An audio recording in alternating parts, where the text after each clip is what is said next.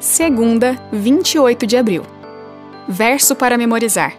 Aquietem-se e saibam que eu sou Deus. Sou exaltado entre as nações, sou exaltado na terra. Salmo 46, 10. Daniel 2. Durante o cativeiro babilônico, por meio de Daniel, Deus apresentou algumas das descrições mais convincentes do relacionamento entre seu povo e os reinos do mundo. Seu povo não era mais autônomo, eles agora estavam colhendo as consequências de suas escolhas. E quem sabe, aprendendo com elas. Ouça Daniel 2, 31 a 35. O Senhor, ó rei, estava olhando e viu uma grande estátua. Esta, que era imensa e de extraordinário esplendor, estava em pé, bem na sua frente. E a aparência dela era terrível. A cabeça era de ouro puro, o peito e os braços eram de prata. O ventre e os quadris eram de bronze. As pernas eram de ferro e os pés eram em parte de ferro e em parte de barro.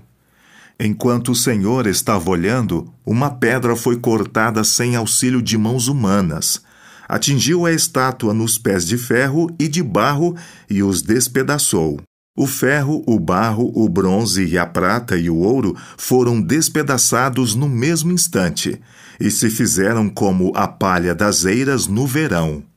O vento os levou e deles não se viu mais nenhum vestígio. Mas a pedra que atingiu a estátua se tornou uma grande montanha que encheu toda a terra.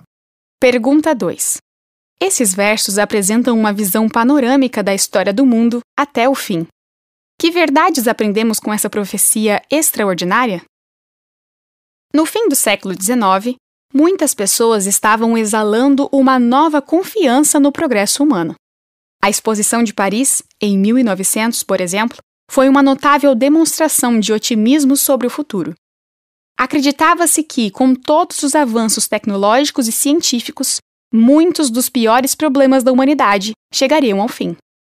Quando a humanidade entrou no século XX, entre muitos pensadores havia o grande otimismo de que os ideais do iluminismo, como o poder da razão e a capacidade humana de se aperfeiçoar continuamente, inaugurariam uma nova era.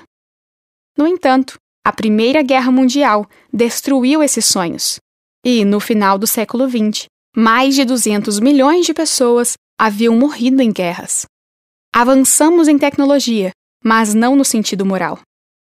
Martin Luther King Jr. disse, abre aspas, temos mísseis teleguiados, mas pessoas desnorteadas. Fecha aspas. Isso é assustador.